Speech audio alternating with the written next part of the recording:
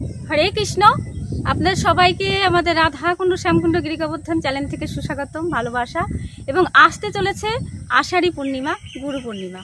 সকল পৃথিবীর ভক্তদের জানাই এই গুরু পূর্ণিমার উপলক্ষে সাদর আমন্ত্রণ এবং ভালোবাসা এবং শুভেচ্ছা। এবার আমরা এই গুরুদেবের সেই প্রণাম মন্ত্র দিয়ে শুরু করছি আজকের আমাদের এই ভিডিও। গুরু ব্রহ্মা গুরু বিষ্ণু গুরুর্দেব মহেশ্বর গুরুরেব পরম ব্রহ্ম তস্মায় শ্রী গুরুবে নমঃ। সকলকে আমার এই আশীষ দিয়ে, ভালোবাসা দিয়ে, সকল গুরুদেবের চরণে আমার দণ্ডবাদ প্রণাম জানিয়ে আজকে আমরা জানবো এক বিশেষ কথা, গুরু পূর্ণিমা।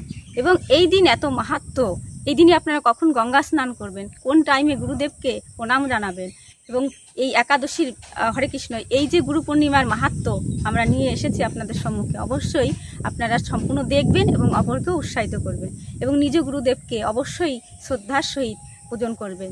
গুরু হচ্ছে ব্রহ্মা, গুরু বিষ্ণু, গুরুই মহেশ্বর। গুরুর মধ্যেই দেবতাগণ বিরাজ করছে। তাহলে সেই গুরুকে আমাদের কেমনভাবে শ্রদ্ধা জানাতে হবে, সেই দিনটি এসে গেছে। এই তো গুরুবার, বৃহস্পতিবার। এবার এই নিয়ে আমাদের বিশেষ কথা, আপনারা অবশ্যই শ্রবণ করতে থাকুন। এবং কখন এই গুরু পূর্ণিমা শুরু হচ্ছে আপনাদের সময় সাথে আমি তুলে ধরছি। এই গুরু পূর্ণিমার সময়সূচি, এই দিনে আপনারা কখন এই ব্রত উদযাপন করবেন, বা এই যে আষাঢ়ী পূর্ণিমা তিথি কখন শুরু হচ্ছে আমি আপনাদের সাথে তুলে ধরছি। আরম্ভ হচ্ছে 24শে আষাঢ় বুধবার রাত্রি 1:21 হইতে, আর থাকবে বৃহস্পতিবার রাত্রি 2:04 পর্যন্ত। এই হচ্ছে সময়সূচি। এই মধ্যে আপনারা অবশ্যই এই ক্রিয়াকার্য করে নেবেন। এবং আমরা জানবো যে এইটা যে শুরু হচ্ছে, কিন্তু এর একটা শুভ সময় তো অবশ্যই থাকে। তো এই গুরু পূর্ণিমা কেন হচ্ছে আমরা জানবো। যে আদিদেব, আমরা শ্রীমদ্ ভগবদ গীতায় দেখি ভগবান নানানভাবে বোঝানোর চেষ্টা করেছে, কিন্তু আমরা জানবো যে আদিদেব বলতে কাকে বলা হয়। আদিদেব হচ্ছে মহাদেবকে বোঝানো হয়েছে। এবার আদিদেবের 7 জন শিষ্য ছিলেন, তাদের নাম কি? সপ্তঋষি। আপনারা অবশ্যই জানেন। এই হচ্ছে তিনি ছিলেন আদি গুরুদেব, তিনি আদি হিসাবে পরিচিত। কিন্তু এই যে গুরু পূর্ণিমা, এই দিন কেন এত বিশেষ, আরও কেন বিশেষ? এই দিন আমাদের যিনি 18টি পুরাণ রচনা করেছেন এবং 4টি বেদ যিনি রচনা করেছেন, এবং আর কি আমাদের যে মহাভারত রচয়িতা, তার নাম কি? কৃষ্ণ দ্বৈপায়ন বেদব্যাস মুনির আবির্ভাব তিথি। এই দিনই আমরা এমনভাবে উদযাপন করি, তার চরণে ফুল অর্ঘ্য দিই, এবং তিনি তো আমাদের সবার গুরু। এবং আমাদের যত গুরু আছে সব গুরুকেই আমরা এইভাবে চেষ্টা করি যে গুরুকে শ্রদ্ধার সহিত পূজা করার। তাই গুরু সবার উপরে, সেই গুরুকে বারবার আমি প্রণাম জানাই, আমার নিজ গুরু এবং আপনারা যারা যারা আছেন আপনাদের সবার গুরুর চরণে আমি দণ্ডবাদ প্রণাম জানাই। তো এই গুরু পূর্ণিমা কেন এত বিশেষ দিন হয়েছে? এই 1432 বঙ্গাব্দ কেন হয়েছে বলো তোমা? এই দিন হচ্ছে বৃহস্পতিবার। দেখো কি, এই যে আপনারা একটু ফলো করবেন যে এই যে আমাদের 2025 সাল, এই সালে সব কিছুই বৃহস্পতিবার পড়েছে।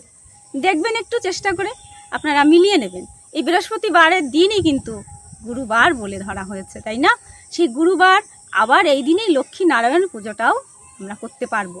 এতটাই শুভ, এতটাই আমাদের মঙ্গল প্রদান করবে এই আমাদের গুরু পূর্ণিমা। এই দিনে আপনারা অবশ্যই উদযাপন তো করবেনই। কীভাবে করবেন এটি আমি এখন আপনাদের সামনে তুলে ধরছি। আপনারা অবশ্যই এই গুরু পূর্ণিমা বৃহস্পতিবার পড়েছে যেহেতু, আপনারা একটু সকালবেলায় উঠবেন, সকালবেলায় উঠে একটু স্নান করবেন। স্নান করার পরে প্রথমে কি করবেন? সূর্যদেবকে জল অর্পণ করবেন, সূর্যদেবকে প্রণাম জানাবেন।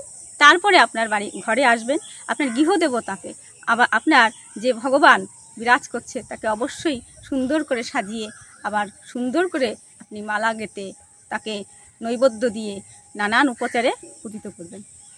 সাথে যদি আমাদের প্রভু নারায়ণ থাকে, মাতা লক্ষ্মী দেবীর সাথে আপনাদের আলয়ে, অবশ্যই আপনারা সুন্দর করে লক্ষ্মী এবং নারায়ণ দেবের পূজাটাও সেরে নেবেন। এবং এই দিনই আপনারা অবশ্যই কি করতে পারেন? সেদিন আপনারা ভগবানকে তো আগে পুজো করতে হবে মা, তারপরে গুরুকে। আপনার গুরু যদি আপনাদের বাড়ির কাছাকাছি থাকে অবশ্যই আপনারা একটু চেষ্টা রাখবেন, বা যদি গুরুদেব না থাকে, গুরুদেবের চিত্রপট আছে অথবা গুরুদেবের পাদুকা আছে, আপনারা ভগবানকে সেবা করার পরে অবশ্যই ঈশান কোণে একটি চৌকি পেতে নেবেন।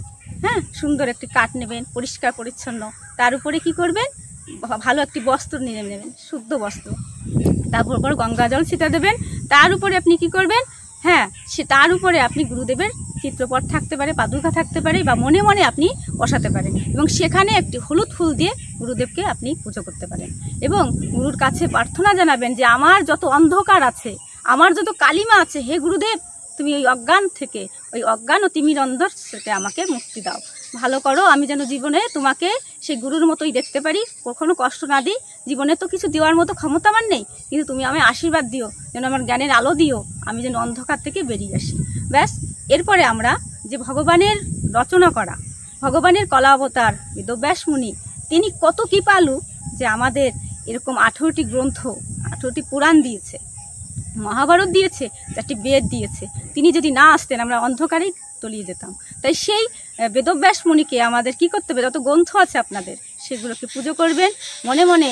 আর সেদিন একটু প্রার্থনা বেশি করে, একটু গীতার সাথে আপনারা নিজেকে আলাপন করবেন। আর আপনারা বেশি বেশি করে, যদি গঙ্গা দেবী থাকে আপনাদের বাড়ির কাছে, অবশ্যই গঙ্গা স্নান তো একেবারে বাঞ্ছনীয়। গঙ্গা স্নানটাও সেরে নেবেন, সেটা 11টার থেকে 12টার মধ্যে। আবার গুরুদেবকে প্রণামের কথা বলা আছে সকাল 6টা থেকে 7:30টার মধ্যে, এবং তারপরে আবার কিন্তু 4টে থেকে 4:30টার মধ্যে প্রণামটা সেরে নিতে পারবেন। হ্যাঁ, আর গুরুর কাছে আর কি বলার আছে, গুরুর কাছে শুধু আমার অন্ধকারে আমি আছি, আমাকে আলোর দিশা দেখাও। এবং এই দিনেই আমরা বিশেষ করে একটু মহাভারত পড়তে পারি, একটু দান ধ্যান করতে পারি। এই দিনেই আমরা কিন্তু সমস্ত ভালোকেই আমার সাথে রাখতে পারি, এবং মানুষের ভালো করার কথা যেন আমাদের মনে থাকে। ভগবান এটি ভালোবাসে, অপরের ভালো করাটাই আমাদের কর্তব্য। তাই এইভাবে আপনারা গুরুকে আশীর্বাদ দেবেন, এবং গুরু যদি পাশে না থাকে আপনারা গুরু বাড়িতে যাবেন, এবং গুরুকে যেভাবে পারেন আপনাদের সাধ্যকতার মধ্যে আপনারা চেষ্টা রাখবেন গুরু সেবা করার, এবং ভালো থাকবেন আর নিজেকে সুস্থ রাখবেন। এইভাবে গুরু পূর্ণিমা আপনারা উদযাপন করুন ঘরোয়াভাবে, নিজের মতো করে। কোনো শাস্ত্রে বলা নেই যে এটা এটা লাগবে, আপনারা অবশ্যই এইভাবে করবেন আর ভালো থাকবেন। আর আমার এই ভিডিও যদি আপনাদের ভালো লেগে থাকে অবশ্যই লাইক, কমেন্ট, শেয়ার এবং সাবস্ক্রাইব করে আমার পাশে থাকবেন। রাধে রাধে।